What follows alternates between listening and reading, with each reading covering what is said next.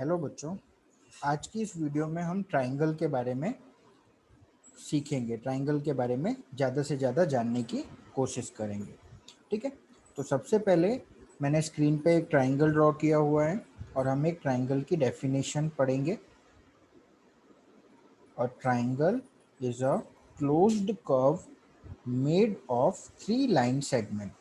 Triangle एक ऐसा diagram होता है, एक ऐसी फिगर होती है जो 3 लाइन सेगमेंट से बना होता है और जो कि क्लोज्ड होता है। क्लोज्ड यानी वो तीनों लाइन सेगमेंट आपस में एक दूसरे को टच कर रहे होते हैं और फिगर टोटली क्लोज्ड होती है। जैसे कि यहाँ पर this is our line segment 1, this is our line segment 2 and this is our line segment 3। 3 line segment हमें दिए गए हैं बच्चों। ठीक है, ये तीनों ही लाइन सेगमेंट आप ध्यान से देखो तो एक जगह पर मीट हो रहे हैं, कॉर्नर्स बना रहे हैं। ठीक है, तो इसलिए ये क्लोज्ड फिगर होती है, इसे हम ट्राइंगल कहते हैं। ठीक है, एक ट्राइंगल के अंदर 3 साइड्स होती है, 3 एंगल्स होते हैं और 3 वर्टाइसेस होती है। ठीक है, साइड्स कौन सी होती है? जस्ट सपोज ये जो जो उसके आर्म्स होते हैं, उन्हें साइड्स कहते हैं। जस्ट सपोज AC, ये जो पहली लाइन सेगमेंट है AC, वो इसकी फर्स्ट साइड है। दूसरी लाइन सेगमेंट BC, वो उसकी सेकंड साइड है। और ट्राइंगल की तीसरी साइड AB, ठीक है, जो कि थर्ड लाइन सेगमेंट है। तो 3 साइड ट्राइंगल की होती हैं। तीनों के नाम क्या है? जैसे सपोज ये वाली साइड है तो इसका नाम है AC। Okay, AC। दूसरी साइड जो है उसका नाम है BC और तीसरी जो साइड है उसका नाम है AB। ठीक है, तो 3 साइड्स ट्राइंगल की होती है।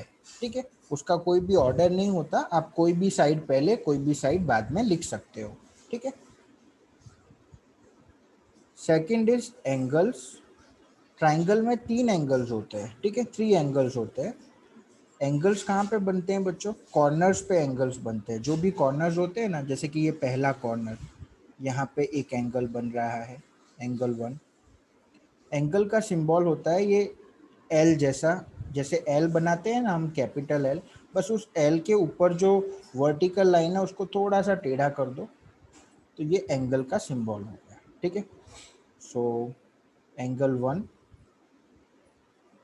दूसरा वाला कॉर्नर कहाँ है ट्राइंगल का? इस जगह पर, यहाँ पर एंगल 2। तीसरा वाला कॉर्नर कहाँ है? यहाँ पर है, दिस इज एंगल 3। ठीक है, तो 3 एंगल्स बने हुए हैं। ओके बच्चों, now third thing is vertices. Triangle के 3 वर्टाइसिस भी होते हैं। वर्टाइसिस मतलब जो पॉइंट जो होते हैं ना, कोऑर्डिनेट्स जो होते हैं, उन्हें वर्टाइसिस कहते हैं। जैसे सपोज ये फर्स्ट पॉइंट है, ये वर्टाइसिस 1। ये जो B पॉइंट है, ये वर्टाइसिस 2। कह सकते हैं कि जहाँ पर एंगल बन रहे हैं वहीं पर वर्टाइसिस होते हैं। And this is vertices 3। ठीक है, इसमें भी कोई ऑर्डर नहीं होता, आप किसी को भी वर्टाइसिस 1 बोल सकते हो, किसी को भी वर्टेक्स 2 बोल सकते हो। ठीक है, हाँ, अभी एंगल्स 3 होते हैं वो मैंने बता दिया आपको, लेकिन उनको लिखते कैसे हैं? जैसे सपोज यहाँ एक एंगल है, इसको आप लिख सकते हो एंगल A। यहाँ पे जो एंगल है इसको आप लिख सकते हो एंगल B। यहाँ पे जो एंगल है इसको आप लिख सकते हो एंगल C। ठीक है, ये 3 एंगल्स हैं। अब इनको हम दूसरी तरह से भी लिख सकते हैं। किस प्रकार से? अब जैसे कि एंगल A है, हर एक एंगल्स की 2 आर्म्स होती है। हर एक एंगल की 2 आर्म्स होती है।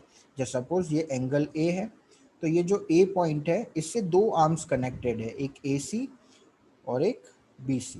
2 आर्म्स कनेक्टेड हैं, AC एंड BC। इन दोनों आर्म्स के द्वारा एंगल बनाया जा रहा है। एंगल AC आर्म और AB। ठीक है, ये 2 आर्म्स हैं। ठीक है, तो इन दोनों आर्म्स में कॉमन पॉइंट कौन सा है? A, यानी जहाँ पर एंगल बन रहा है वो, उसे आपको सेंटर में रख देना है। ठीक है, और जो दूसरे जो 2 पॉइंट्स है, वर्टाइसेस है, उनको आप आगे और पीछे लिख दो। ठीक है, सो पहले एंगल का नाम हम इस तरह लिख सकते हैं, angle C A B. Centre में जो होता है वो एंगल होता है, बट उसको हम सी ए बी इस तरह भी लिख सकते हैं, एंगल सी ए बी। ठीक है, अगेन इसमें कोई ऑर्डर का, कोई सीक्वेंस का कोई रूल नहीं है, यानी कि अगर आपने सी ए बी लिखा है, वैसे ही अगर कॉमन पॉइंट ए है और आपको बी लिखना है आगे और सी लिखना है पीछे, तो भी आप लिख सकते हो, एंगल बी ए सी। ठीक है, सिमिलरली अगर मैं बात करूं एंगल बी की, सो एंगल बी कौन से दो आर्म्स के द्वारा बन रहा है? एंगल बी बन रहा है बी सी एंड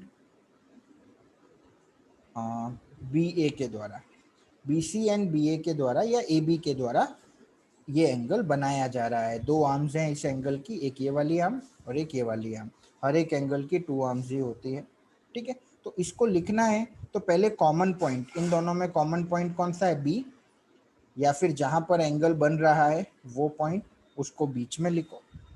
आगे या पीछे आप कुछ भी लिख सकते हो, सी भी लिख सकते हो, ए भी लिख सकते हो। ठीक है, या फिर ए भी लिख सकते हो, सी भी लिख सकते हो। तो सी बी ए, एंगल बी का नाम क्या हो गया? सी बी ए, या फिर आप इसको ऐसे भी लिख सकते हो, एंगल ए बी और सी, ऐसे भी आप लिख सकते हो। ठीक है बच्चों,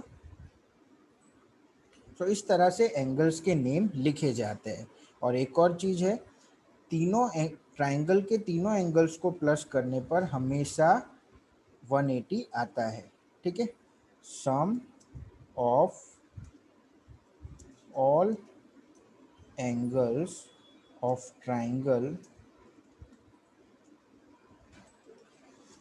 इज 180 डिग्री। ठीक है, ये भी एक फॉर्मूला है, आगे चल के आपको काम आएगा। तीनों एंगल्स को अगर हम प्लस करें तो तीनों एंगल्स के एडिशन का आंसर हमेशा 180 ही आएगा। ठीक है, तो ये कुछ बेसिक्स था जो हमने ट्राइंगल के बारे में जाना। चलो आगे चलते हैं।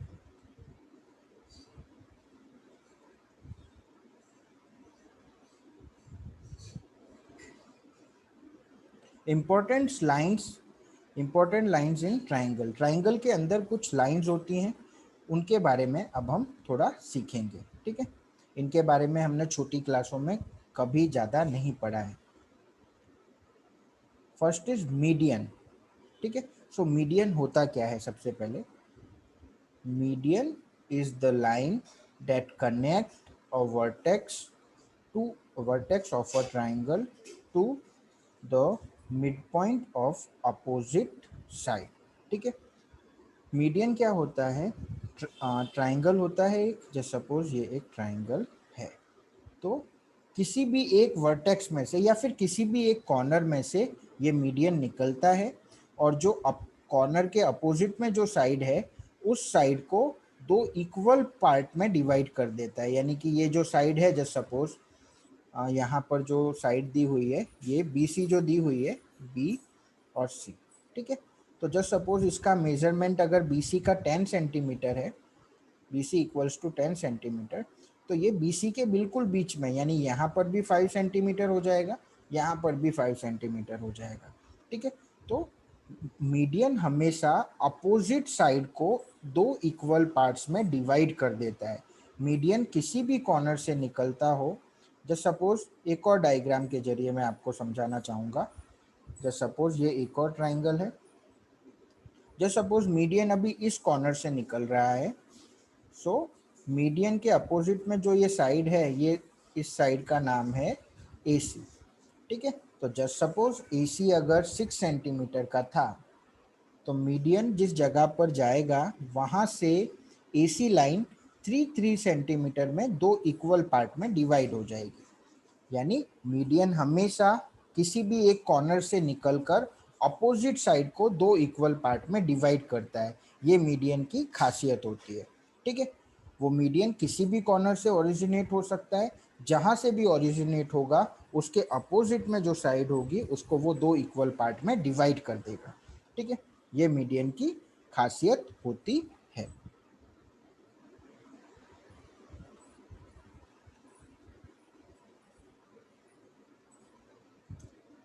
सेकंड लाइन जो और ट्राइंगल के अंदर होती है उसे एल्टीट्यूड कहते हैं। एल्टीट्यूड क्या होता है?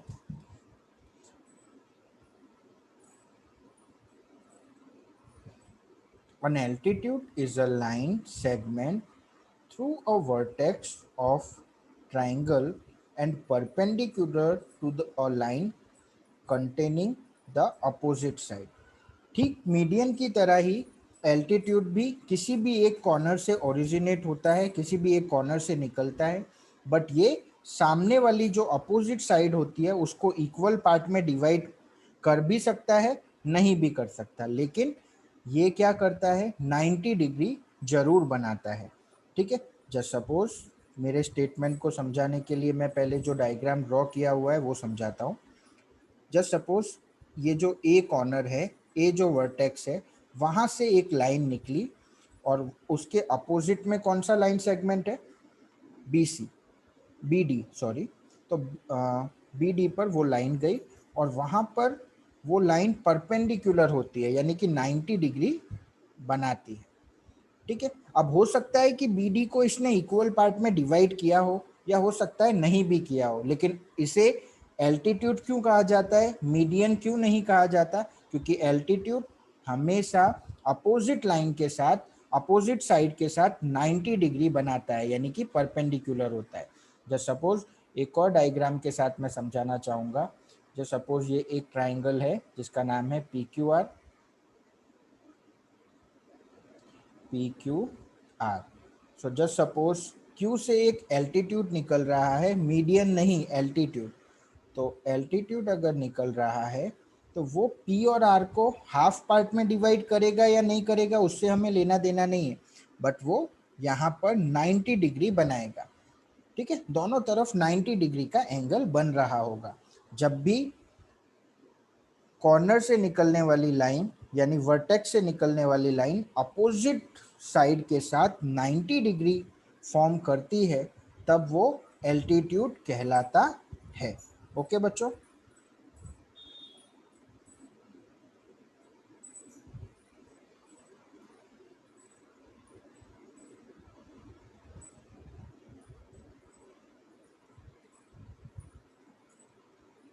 अब एक बहुत ही इंपॉर्टेंट चीज हम सीखने जा रहे हैं। The sum of the length of any two sides of a triangle is greater than the third side. Triangle को बनने के लिए, ट्राइंगल बनने के लिए एक कंडीशन होती है बच्चों। कोई भी किसी भी लाइन सेगमेंट को यूज करके हम ट्राइंगल नहीं बना सकते, कुछ रूल्स होते हैं। जस्ट सपोज ट्राइंगल की हमें 3 साइड दी हुई है, तो किन्हीं भी 2 साइड को हम प्लस करेंगे तो वो तीसरे वाले साइड से ज़्यादा ही होगा। ठीक है, जस्ट सपोज 11 और 9 को आप प्लस करो तो कितना हो जाएगा? 20, विच इज ग्रेटर देन 14, तीसरी साइड से ज्यादा। यानी किन्हीं भी 2 साइड को आप ट्राइंगल की प्लस करो, तीसरी जो साइड जिसको हमने प्लस नहीं किया, हमेशा सम का आंसर तीसरी साइड से ज्यादा ही आएगा। फॉर एग्जाम्पल 9 और 14 को ऐड करो तो 23 आया। सो ये 23 11 जिसको हमने अभी कुछ भी नहीं किया वो 11 से ज़्यादा ही आएगा। ठीक है बच्चों, जस्ट सपोज 11 और 14 को आप प्लस करो तो 11 और 14 को आपने प्लस किया तो that is 25, which is greater than जो 9 बचा उससे। ठीक है, सो कहने का मतलब है कभी भी ट्राइंगल की 2 साइड्स को आप प्लस करोगे तो प्लस का आंसर जो होगा वो हमेशा तीसरी साइड से बड़ा होगा। और अगर ऐसा नहीं होता है, इन दैट केस ट्राइंगल नहीं बन सकता, possibility of triangle is not possible. ठीक है,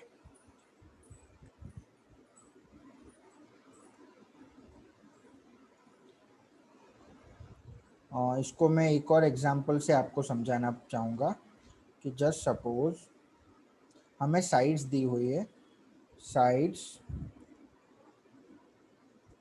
आर 5,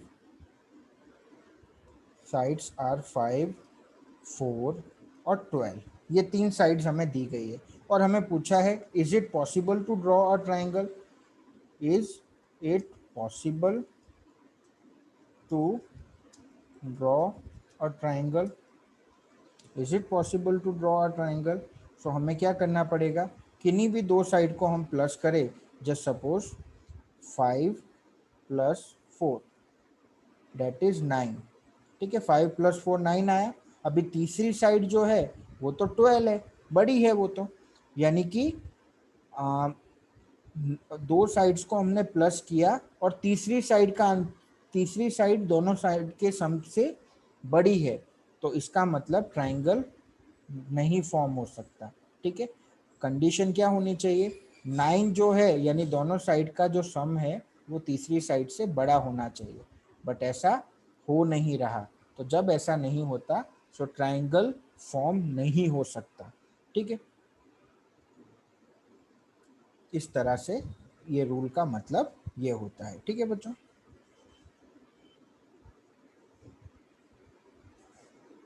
साथ ही साथ the difference between lengths of any two sides is smaller than length of third side।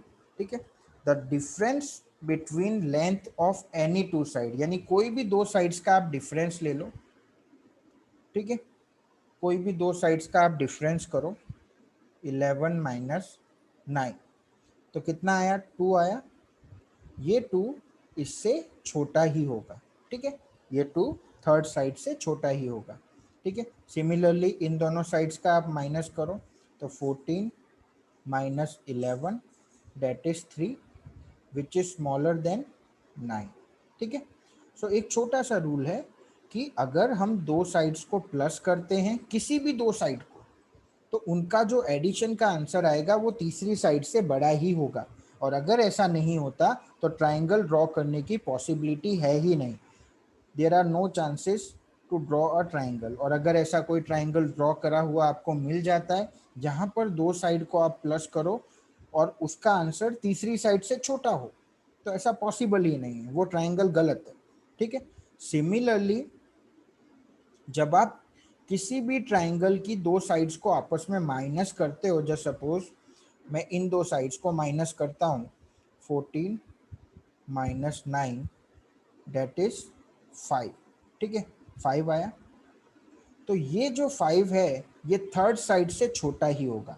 Addition का आंसर थर्ड साइड से बड़ा होगा और माइनस का आंसर थर्ड साइड से छोटा होगा।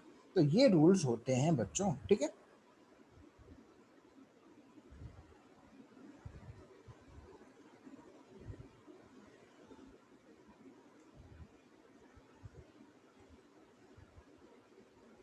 Next rule is angle sum property of a triangle. मैंने आपको स्टार्टिंग में ही बताया था कि ट्राइंगल के तीनों जो एंगल्स होते हैं उन तीनों एंगल्स को आप प्लस करोगे तो 180 ही आएगा। जस्ट सपोज ये एक ट्राइंगल है, यहाँ पर 3 एंगल्स दिए गए हैं।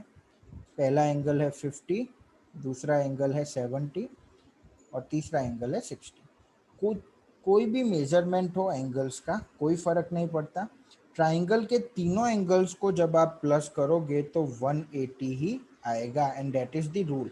ठीक है, ये रूल ही है। अगर किसी ट्राइंगल में ऐसा नहीं हो रहा कि तीनों एंगल्स को आप प्लस कर रहे हो और 180 नहीं आ रहा, इट मीन्स वो ट्राइंगल गलत है। ठीक है,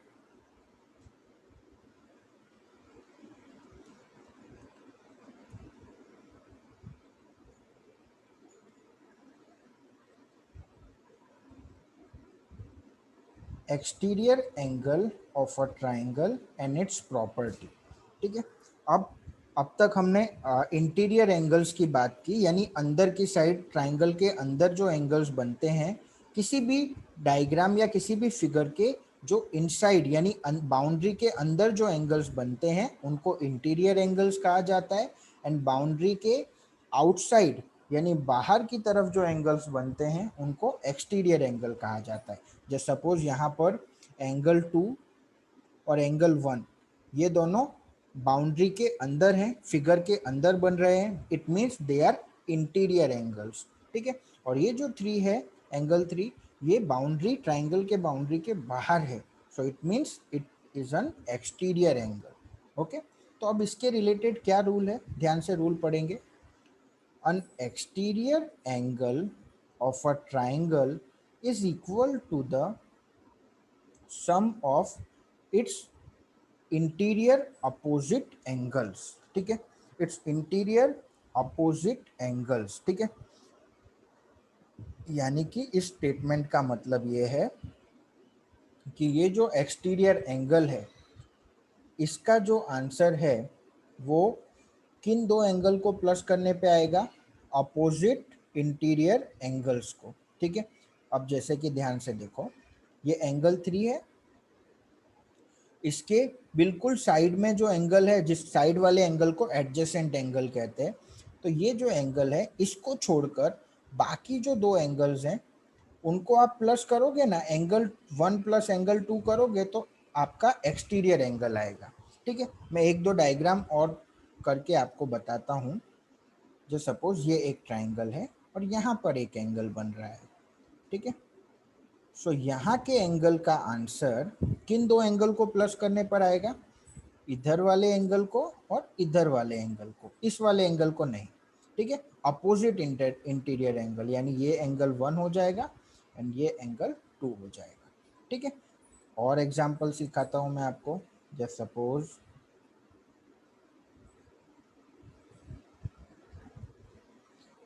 यहाँ पर एक एक्सटीरियर एंगल बन रहा है बाहर की तरफ। ठीक है, सो ये जो एक्सटीरियर एंगल है इसका आंसर कैसे आएगा? किन दो एंगल्स को प्लस करने पर आएगा?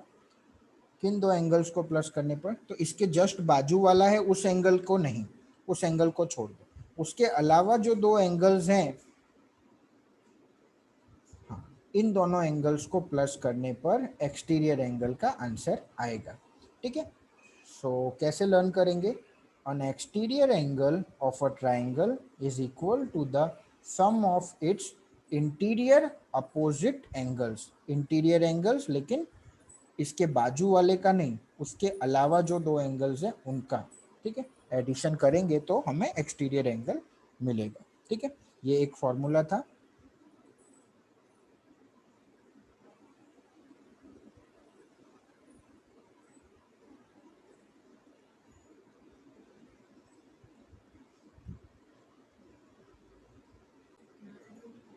Pythagoras theorem.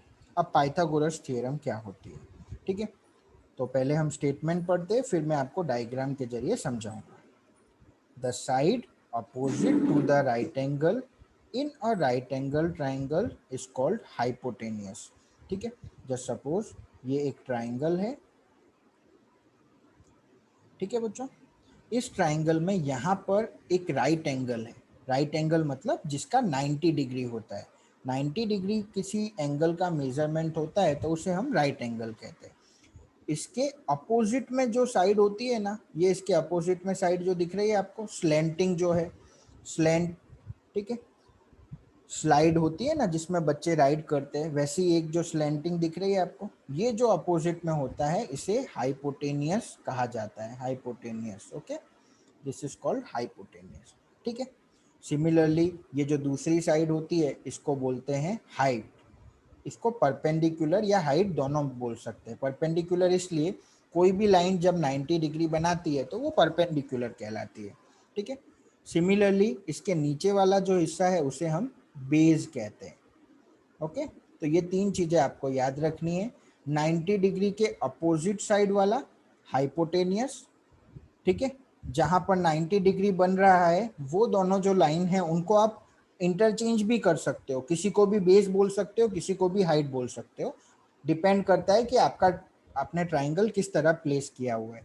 नीचे की तरफ हमेशा बेस आएगा और ऊपर की तरफ हाइट आएगा। हाँ, लेकिन 90 के एग्जैक्ट अपोजिट में हाइपोटेनियस होता है। ठीक है बच्चों,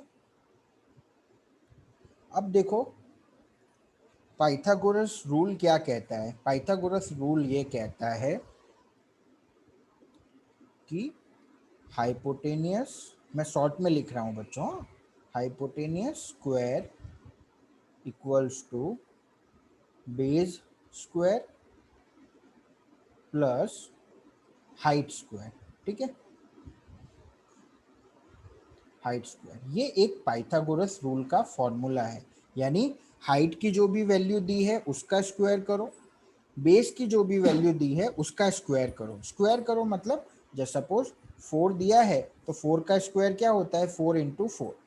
ठीक है, हाइट की वैल्यू जैसे सपोज 3 दी है तो 3 इंटू 3। ठीक है, तो स्क्वायर का मतलब कोई भी वैल्यू जो हमें दी हुई है उसको 2 टाइम्स मल्टीप्लाई करना है। ठीक है, दैट इज कॉल्ड स्क्वायर। ठीक है, सो इन दोनों का आंसर जो भी होगा ना, 16 प्लस 3 3 जा 9, दैट इज 25।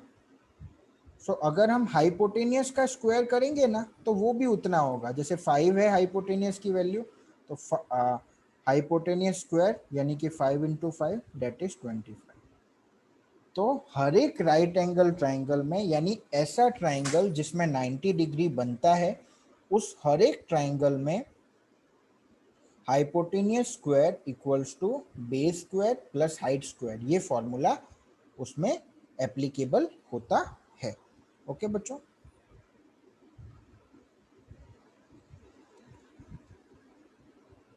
नाउ हम चैप्टर के आखिरी टॉपिक पर हैं।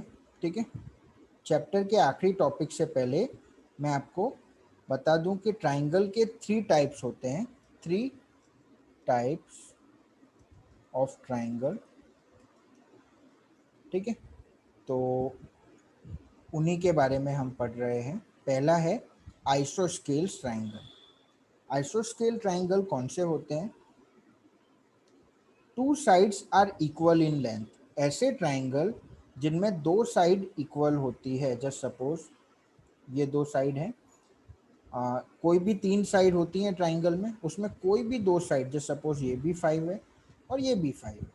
ठीक है, या फिर कोई भी 2 साइड अगर इक्वल होती है तो वो आइसोस्केल ट्राइंगल कहलाता है। ठीक है, वो आइसोस्केल ट्राइंगल कहलाता है। और जस्ट सपोज यहाँ पर ए है, यहाँ पर बी है और यहाँ पर सी है, तो ए बी इक्वल्स टू ए सी। ठीक है, ए बी इक्वल्स टू ए सी। ठीक है, अब इसमें क्या होता है, जैसे ए से ए को कट कर दो तो angle B equals to angle C. यानी कि जो इक्वल साइड्स होती हैं, जो इक्वल साइड्स होती हैं उसके अपोजिट में जो एंगल होते हैं ना, बेस एंगल्स, वो इक्वल होते हैं। यानी angle B equals to angle C. ठीक है, एक बार फिर से ये मेरी बात समझो। जस्ट सपोज एक ट्राइंगल हमने बनाया हुआ है, ये P है, ये Q है और ये R है। तो जस्ट सपोज पी क्यू और क्यू आर ये दो इक्वल है क्योंकि ये आइसोस्केल ट्राइंगल है। ठीक है, ये 2 साइड्स इक्वल हो गई तो ये आइसोस्केल ट्राइंगल हो गया। अभी एंगल कौन से इक्वल होंगे? ठीक है, एंगल वो इक्वल होंगे जहाँ पर ये दोनों साइड्स इक्वल साइड्स नहीं है। बराबर, जस्ट सपोज ये वाला एंगल P और एंगल R, यानी उस लाइन पर, ऐसी लाइन जो इक्वल नहीं है इन दोनों के, वहां पर जो एंगल बनते हैं वो इक्वल होते हैं। ठीक है, इसको दूसरी तरह से भी समझा जा सकता है। जैसे सपोज हमें क्वेश्चन में पी क्यू और क्यू आर इक्वल दिए हुए हैं। ठीक है, तो यहाँ पर भी क्यू है, यहाँ पर भी क्यू है, दोनों को कट कर दो। So angle P is equals to angle R. यानी आइसोस्केल ट्राइंगल में 2 साइड्स इक्वल होती है और 2 एंगल्स इक्वल होते हैं। ठीक है, वहीं बात करें अगर इक्विलेटरल ट्राइंगल की, दूसरे टाइप का जो एंगल होता है वो इक्विलेटरल ट्राइंगल होता है। इक्विलेटरल ट्राइंगल में all 3 sides are equal and each angles equals to 60। यानी इक्विलेटरल ट्राइंगल में हर एक साइड इक्वल होती है। साइड जो भी होती है, जस्ट सपोज ये भी 5, ये भी 5 और ये भी 5। ठीक है, और एंगल्स भी इक्वल होते हैं, ये 60, ये भी 60। एंगल फिक्स होते हैं, 60 ही होते हैं, उससे ज़्यादा या उससे कम नहीं होते, क्योंकि तीनों एंगल्स का टोटल 180 से ज़्यादा या कम नहीं होना चाहिए। ठीक है, सो इक्विलेटरल ट्राइंगल का जो रूल होता है वो ये कहता है कि तीनों साइड्स इक्वल होती है और तीनों के तीनों जो एंगल्स होते हैं ट्राइंगल के वो 60 डिग्री के होते हैं। अब बात करते हैं तीसरे टाइप के ट्राइंगल की। तीसरा ऐसा ट्राइंगल होता है उसे कहते हैं स्केलन ट्राइंगल, इसमें एक भी साइड एक दूसरे के इक्वल नहीं होती, ना कोई भी एंगल एक दूसरे के इक्वल होता है। ठीक है, इक्विलेटरल ट्राइंगल में तीनों साइड्स और तीनों एंगल इक्वल होते हैं। आइसोस्केल ट्राइंगल में दो साइड्स एंड दो एंगल इक्वल होते हैं, बट स्केलन ट्राइंगल में ना तो कोई साइड इक्वल होती है और ना ही कोई एंगल्स इक्वल होते हैं। ओके बच्चों, now we are on the last topic of our chapter. ठीक है, हमारे ट्राइंगल के बारे में जो इन्फॉर्मेशन है उसका लास्ट टॉपिक पे हम आ गए हैं। ठीक है, अब यहाँ पर भी क्लासिफिकेशन ऑफ ट्राइंगल किया हुआ है, लेकिन on the basis of angle. ऊपर जो हम आइसोस्केल्स और इक्विलेटरल और स्केलन ट्राइंगल पढ़ रहे थे वो on the basis of side measurement था। ठीक है, साइड के मेजरमेंट पर हम उसको तीन प्रकार से बोल सकते थे, स्केलन, इक्विलेटरल और आइसोस्केल। ठीक वैसे ही एंगल्स को देखकर भी हम बता सकते हैं कि ये किस टाइप का ट्राइंगल है। पहला होता है एक्यूट एंगल। एक्यूट एंगल उसका मतलब होता है जब ट्राइंगल में तीनों एंगल्स एक्यूट एंगल हो, यानी कि तीनों के तीनों एंगल्स लेस देन 90 हो, तीनों एंगल्स लेस देन 90 हो, तब उस ट्राइंगल को एक्यूट एंगल ट्राइंगल कहते हैं। ठीक है, दूसरा है right angle. Right angle triangle कब कहते हैं? जब एक एंगल 90 डिग्री का हो। जब कोई भी एक एंगल 90 डिग्री का हो तो उस ट्राइंगल को राइट एंगल ट्राइंगल कहते हैं। ठीक है, वहीं बात करें ऑब्ट्यूज एंगल की। सो ऑब्ट्यूज एंगल वो ट्राइंगल है जिसमें कोई भी एक एंगल मोर देन 90 हो, कोई भी एक एंगल मोर देन 90 हो। ठीक है, एक बार फिर से समझ लो, एक्यूट एंगल ट्राइंगल उसे कहते हैं जिस ट्राइंगल में तीनों के तीनों एंगल्स, और triangle with three acute angles, तीनों एंगल्स अगर 90 डिग्री से छोटे हैं, इसका मतलब उस ट्राइंगल का जो टाइप होगा वो होगा एक्यूट एंगल ट्राइंगल। ठीक है, दूसरा टाइप के एंगल्स ट्राइंगल्स वो होते हैं जिसमें कोई भी एक एंगल 90 डिग्री का होता है, और triangle with one right angle. ठीक है बच्चों, एंड जो तीसरा एंड आखिरी जो ट्राइंगल है वो है ऑब्ट्यूज एंगल, और triangle with one obtuse angle, यानी कि एक एंगल 90 डिग्री से बड़ा हो, उसे ऑब्ट्यूज एंगल कहते हैं। ठीक है बच्चों,